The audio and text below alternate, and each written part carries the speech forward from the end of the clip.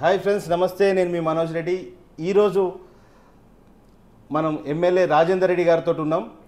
వారు 37 సంవత్సరాల రాజకీయ ప్రస్థానంలో గత 20 సంవత్సరాల నుంచి ఎమ్మెల్యే అయిదామని వారి కోరిక, అదేవిధంగా హనుమకొండ ప్రజల కోరిక కూడా అదే విధంగా ఉంది. అయితే గత 5 సార్లు వారికి టికెట్ వచ్చినట్టే వచ్చి రాకుండా ఉంది. ఈసారి మాత్రం టికెట్ వచ్చింది. టికెట్ రాగానే తన ఘన విజయం సాధించారు. వరంగల్ ప్రజలు వారిని మంచి మెజారిటీతో ఆశీర్వదించారు.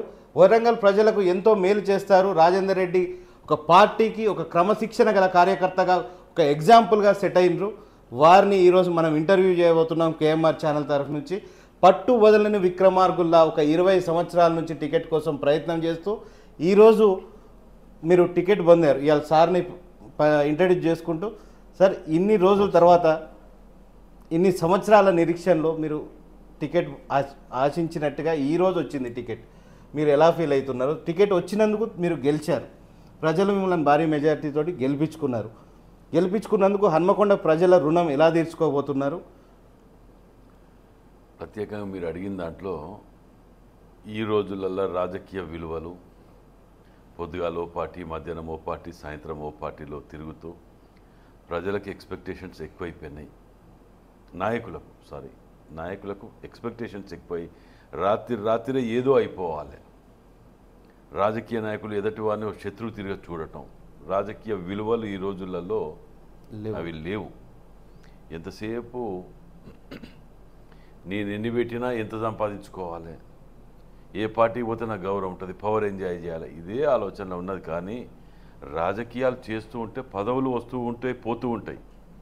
అంతేగాని పదవుల గురించే రాజకీయాలు చేసే సిస్టమ్ని ప్రజలు కూడా అలాంటి వ్యక్తులను గెలిపించకుండా కట్టుదిట్టం చేయవలసిన బాధ్యత కూడా ఉన్నది, ప్రజలపై కూడా ఉన్నది. ఎంతసేపు ఒక నాయకులకే కాదు, ప్రజలు నిర్ణయం తీసుకునేటప్పుడు వాళ్ళ క్యారెక్టర్ ఏంది, వాళ్ళకు గోల్ అనేది ఉన్నదా లేదా, వాళ్ళకొక ప్రజా సంక్షేమాన్ని ప్రజల కోసం టైం స్పెండ్ చేసి ఈ జిల్లా కానీ కాన్స్టిట్యున్సీ కానీ అభివృద్ధి గురించి వారికి గోల్ అనేది ఉన్నదా లేదా అనే వ్యక్తిని చూసుకొని ఎంచుకొనే మనం ఓటు చేయాలి. సార్ ఇవాళ రేపు ఒక పదవి రాకుంటేనే, ఇప్పుడు కాంగ్రెస్ పార్టీలను చూసినాం, బీఆర్ఎస్ పార్టీలో చూసినాం, అదేవిధంగా ఎన్నో పార్టీలు, ఇప్పుడు ఆంధ్రాలో అయినా వైఎస్ఆర్సీపీ అయినా బీజేపీలో అయినా ఎక్కడైనా మనం చూస్తున్నాం. ఒక ఎమ్మెల్యే టికెట్ రాకుంటే ఎంబడే ఆ క్యాండిడేట్ వేరే పార్టీకి జంప్ అవుతున్నాడు, ఎమ్మెల్యేలు అవుతున్నారు, మంత్రులు అవుతున్నారు. అది మీ పార్టీ అయినా కావచ్చు, బీఆర్ఎస్ పార్టీ అయినా కావచ్చు, ఏ పార్టీ. కానీ మిమ్మల్ని ఎట్లా మోటివేట్ చేసి, మీకు ఇన్ని సంవత్సరాల నుంచి టికెట్ రాకున్నా కూడా మీకు ఎన్నో పార్టీల నుంచి ఆఫర్స్ వచ్చి ఉంటాయి. అదేవిధంగా ఎన్నో పార్టీలకు రమ్మని చెప్పి, ఇక నీకు కాంగ్రెస్ పార్టీలో టికెటే రాదు, మీరు మా పార్టీలకు రండి అని ఆహ్వానాలు అందుంటాయి. దానికి ప్యాకేజీ ఇవాళ కొత్త సిస్టమ్స్ ఏంటంటే భారీ ప్యాకేజీలు కూడా ఇస్తున్నారని తెలుసు. ఇవన్నీ ఉండగా కూడా మీరు పార్టీకి మారలేదు, పార్టీ జెండానే పట్టుకొని మోసారు, భుజాన పార్టీ జెండాను. అదేవిధంగా ఒక డిస్టిక్ కాంగ్రెస్ ప్రెసిడెంట్ హోదాలో ఉన్నారు. ఎలా ఉండగలిగారు? ఇది ఎందుకంటే ఇప్పుడు చాలామంది యువతకు ఒక ఇన్స్పిరేషన్గా మీరు మిగిలిపోయారు. పలానా రాజేందర్ రెడ్డిని చూడండి రా, పార్టీ మారకుండా ఇలా ఉన్నాడు అని. మీకు అంత మోటివేషన్ ఎక్కడి నుంచి వచ్చింది? పార్టీ జెండానే పట్టుకొని ఉండాలనే ఆలోచన ఎలా ఉంది? నాకు మొదటికెళ్ళి కూడా కాంగ్రెస్ పార్టీ అంటే కానీ, గాంధీ కుటుంబం అంటే కానీ నేను వ్యక్తిగతంగా అభిమానిని. ఎందుకంటే చరిత్ర ఉన్నది, 125 ఏళ్ళ చరిత్ర ఉన్నది. ఎన్నో సంక్షేమ పథకాలు, ఫీజు రియంబర్స్మెంట్ కానివ్వండి, ఆరోగ్యశ్రీ కానివ్వండి, బ్యాంకులు వెనకట ఇందిరాగాంధీ గారు బ్యాంకులు జాతీయం చేయడం కాడికి వెళ్ళి మొదలు పెడితే నేటి వరకు ఇలా ఈ ఫోన్లు వాడుతున్నామనంటే రాజీవ్ గాంధీ గారి టెక్నాలజీ మీద వాళ్ళకున్న దాని మీద ఒక విప్లవాత్మకమైన మార్పు తీసుకురాగలిగారు. ఇట్లాంటి ఎన్నో చేసిండ్రు కాంగ్రెస్ పార్టీ. ఇలా బిఎస్ఎన్ఎల్ కానీ, రైల్వేది కానివ్వండి, ఎల్ఐసి కానివ్వండి, ఇట్లాంటి ఎన్నో సంస్థలను నెలకొల్పింది లాభాల బాటలో, బ్యాంకులు జాతీయం చేస్తూ. అదే మోడీ ప్రభుత్వంలో బీజేపీని చూడండి. మేము చేసినవి 100 చెప్తాం, మీరు చేసినవి 10 చెప్పండి, చెప్పలేరు. వాళ్ళు చేసినవి చెప్పుకోలేక ఎలక్షన్లు రాగానే పాకిస్తాన్ అంటాడు, లేదంటే కాశ్మీర్ అంటాడు, లేదంటే రాముడు అంటాడు. రాముడు ఎవరు పూజిస్తలేరు? ఇండియాలో పెద్ద యాక్టర్ ఎవరైనా ఉన్నారంటే మా దృష్టిలో అది నరేంద్ర మోడీ. అది అందరికీ తెలుసు, ప్రజలు గమనించాలి దాన్ని. రాముడి పేరు చెప్తాడు, రాముడిని మేము మెడల్ని వేసుకొని తిరుగుతాం. మేము మాకు రాముడు అంటే భక్తి లేదు ఎవరికి. మా ఇంట్లో లేదా స్వామి గారు, వెంకటేశ్వర స్వామి గారు, పద్మావతమ్మ గారు ఉన్నారు ఆడ. భక్తి లేదా? ఎవరి భక్తి, ఎవరి కులం, ఎవరి ఇది వారికి ఉంటుంది అందులో.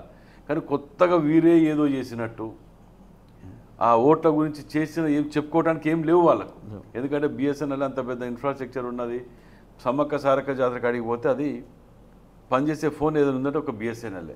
అట్టటి దాన్ని బండిగా పిసికేసి జియో ఫోన్ గురించి వీటి గురించి దీన్ని బండిగా పిసికేసి ఉత్తగా దాన్ని ఇది చేసింది. అంటే ఇట్లాంటి ఏమంటే బేచా ఇది బేచా ఛాయ్ అమ్మినట్టు అన్ని అమ్ముకుంటా పోతే ఎట్లా?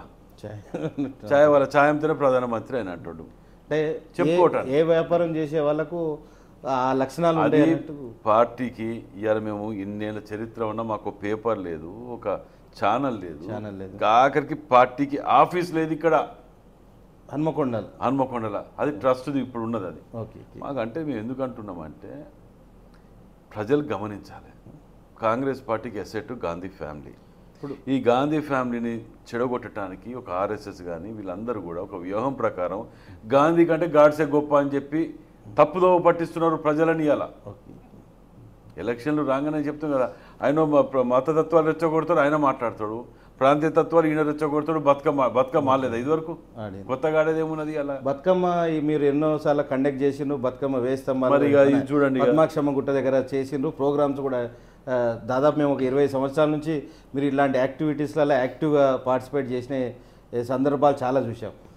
అయితే మీరు గాంధీ సిద్ధాంతాలనే ఉంటారా, లేకుంటే మీ అపోనెంట్స్ అయ్యుండి అంటే మీకు బీఆర్ఎస్ పార్టీ నుంచి ఉన్న నాయకుడు అంటే అలాంటి వారిని ఎదుర్కోవాలంటే మీరు కూడా అంటే ఈ గుండాయిజం, రౌడీయిజం లాంటి వ్యక్తులు మీకు అపోజిషన్గా ఉన్నారు, వారిని ఎదుర్కోవాలంటే గాంధీయిజం తోటి ఎదుర్కోగలుగుతారా?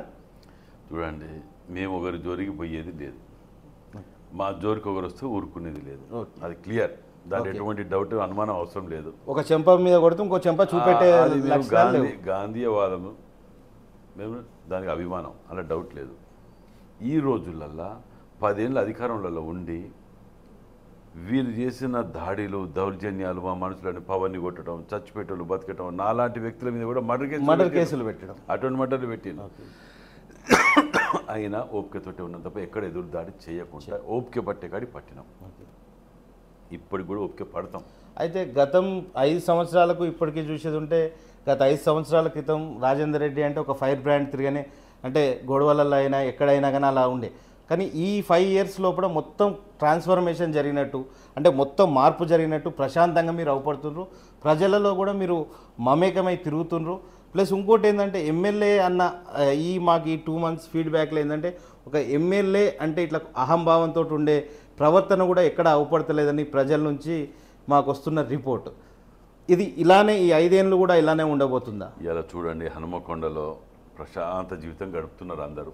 అవును, మొన్న 3 నెలల కింది వరకు కూడా ఈ కాంపౌండ్ పెట్టుకున్న జాగాలు కూడా కబ్జాలు పెట్టి ఎన్నో దౌర్జన్యాలు, దాడులు, ఎంత దోపరికం ఉండే.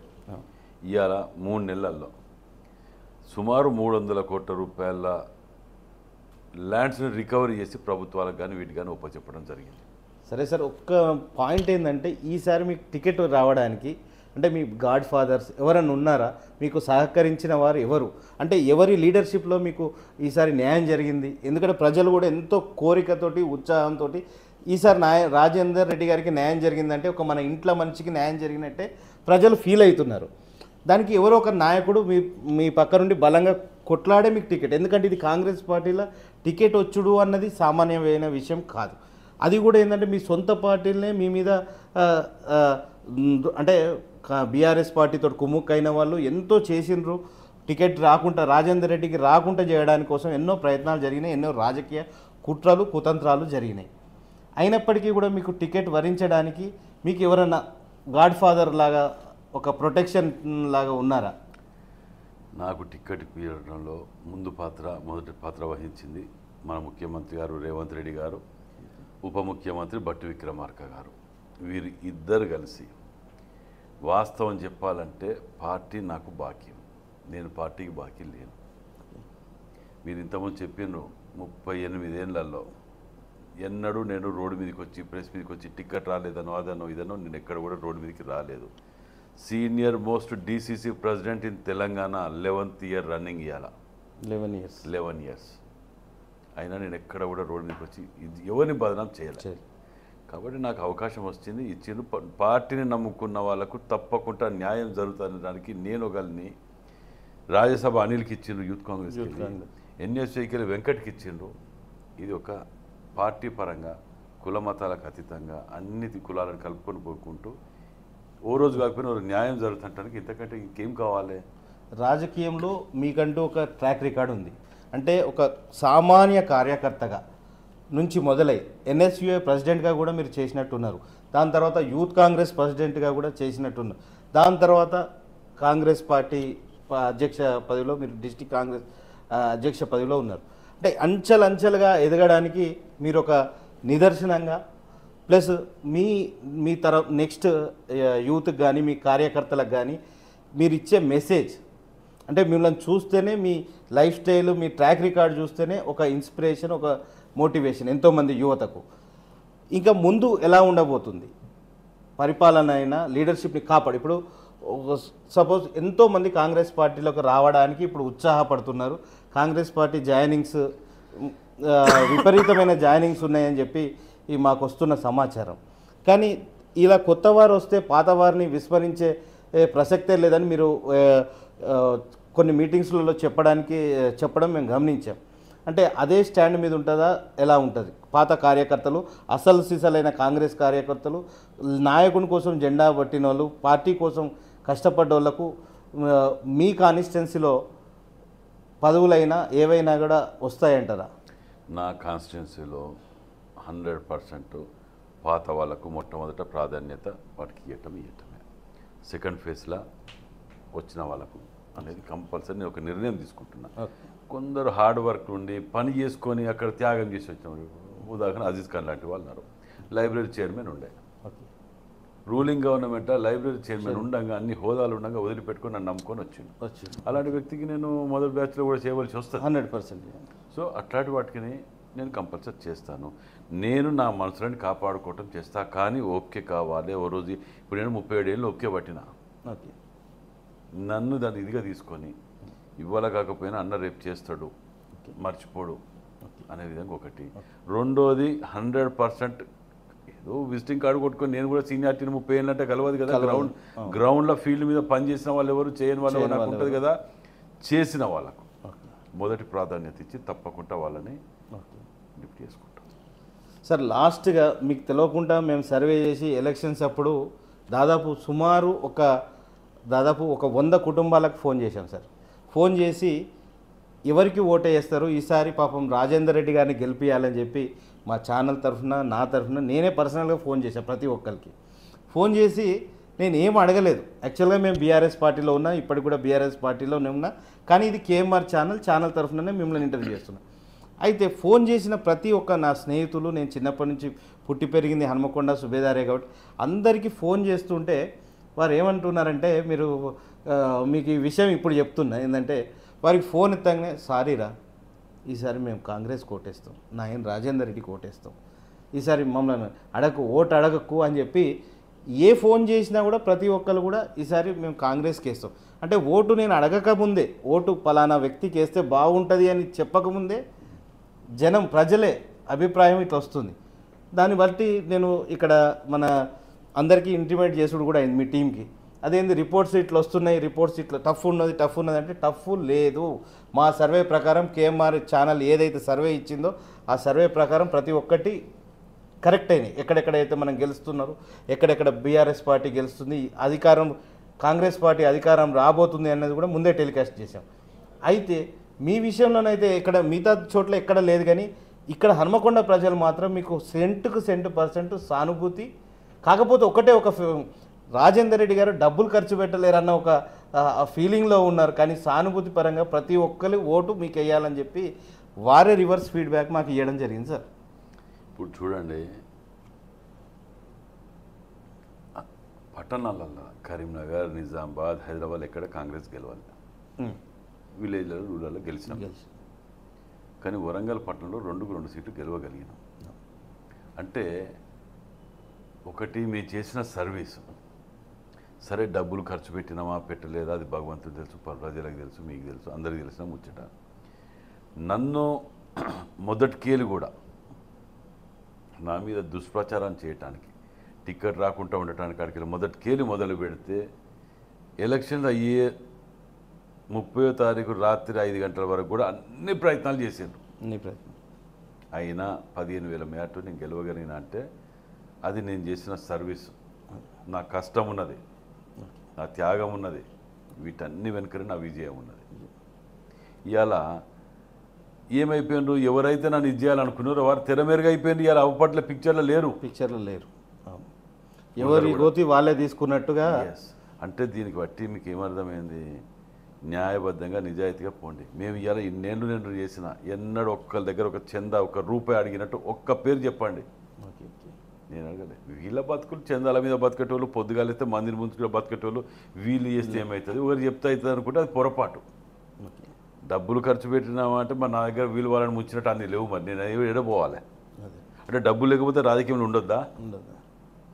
అయితే ఇక్కడ మీకు ఉన్న అపోనెంట్ పర్సన్ ఎవరైతే ఉన్నారో, అంటే రెండు పార్టీల వారు, ఒక మంచి యాక్టర్ ఉన్నాడు, అదేవిధంగా ల్యాండ్ గ్రాబర్ ఉన్నాడు, అదేవిధంగా అతనికి ఉన్న ఆర్థిక బలాలు అంగబలాలు అన్నీ, అంటే అన్ని సీట్లు గెలిచుడు ఒక ఎత్తు, కాంగ్రెస్ పార్టీ హన్మకొండ సీట్ గెలిచుడు ఒక ఎత్తు. అయినప్పటికీ కూడా మీరు గెలిచిండ్రు, ప్రజల ఆశీర్వాదం పొందిండ్రు. కాబట్టి మీ దగ్గర నుంచి సుపరిపాలన ఎప్పటికైనా మీ రాజకీయంలో మీ మార్క్ అనేది ఎలా ఉండబోతుంది? లాస్ట్ మీ మార్క్ అన్నది రాజకీయంలో చూడండి, 20 ఏళ్ళ ఎమ్మెల్యేగా ఉన్నాడు, ఆయన చేయలేంది 3 నెలలనే చేసుకోగలిగినా, నిరూపించుకోగలిగిన. ఇంకా 4.5 ఏళ్ళు ఉన్నది. 4.5 ఏళ్ళు ఉన్నది జీవితంలో. మళ్ళీ నెక్స్ట్ టైం ఎలక్షన్స్ వచ్చే వరకు నేను ఇంట్లో కూర్చున్నా గెలిచే విధంగా నేను ప్రజల నమ్మకాన్ని చేరుకుంటా. ప్రజలు ఆశీర్వదిస్తారని నమ్మకం నాకున్నది. కేవలం డబ్బులు చూసో లేకపోతే వాపును చూసి బల్పనుకుని చూసి వేసే ప్రజలు కాదు, చైతన్యవంతులు, వరంగల్ వెస్ట్ నియోజకవర్గ వాసులు. లేనిదే కులాల మతాలకు అతీతంగా నన్ను ఇవాళ ఎక్కడ గెలవకుండా ఇక్కడ గెలిపించిండ్రు అంటే నా మీద నమ్మకాన్ని, నా మీద ఏదైతే నమ్మకం పెట్టి గెలిపించిండో వాళ్ళ నమ్మకాన్ని తప్పకుండా నేను వాళ్ళ ఆశీర్వాదంతో ఆల్రెడీ నేను 3 months లోపల నేను చేరుకోగలిగిన, తప్పకుండా రీచ్ అవుతాను. ఓకే ఫ్రెండ్స్, ఇది ఈరోజు మనం నాయన్ రాజేందర్ రెడ్డి గారితో ఇంటర్వ్యూ. ఎందుకంటే నాయన్ రాజేందర్ రెడ్డి గారు అంటే వారిని చూసి ఎంతోమంది రాజకీయ కార్యకర్తలైనా నాయకులైనా ఒక ఇన్స్పిరేషన్గా, ఒక మోటివేషన్గా తీసుకోవాలి. వారి చరిత్ర ఎన్ఎస్యూ నుంచి మొదలువై యూత్ కాంగ్రెస్ అయి దాని తర్వాత డిస్టిక్ కాంగ్రెస్ ప్రెసిడెంట్గా వండుకుంటూ 5 సార్లు టికెట్ని త్యాగం చేస్తూ ఈరోజు కాంగ్రెస్ పార్టీ జెండాను దించకుండా కాంగ్రెస్ పార్టీ కండువాను మెడ నుంచి పక్కన పెట్టకుండా ఉన్నారు. కాబట్టి వారికి ఈరోజు అద్భుతమైన అవకాశం వచ్చింది, ప్రజలకు సేవ చేసుకునే అవకాశం వచ్చింది. అదేవిధంగా వారికి టికెట్ రాగానే ప్రజలు కూడా వారిని అదేవిధంగా నమ్మారు. ఇక ముందు రాజేందర్ రెడ్డి గారి మార్క్ రాజకీయం ఎలా ఉంటుందంటే మనం హన్మకొండ ప్రజలకు ఇక ముందు చూడబోతున్నాం. నమస్కారం ఫ్రెండ్స్, నమస్తే సార్.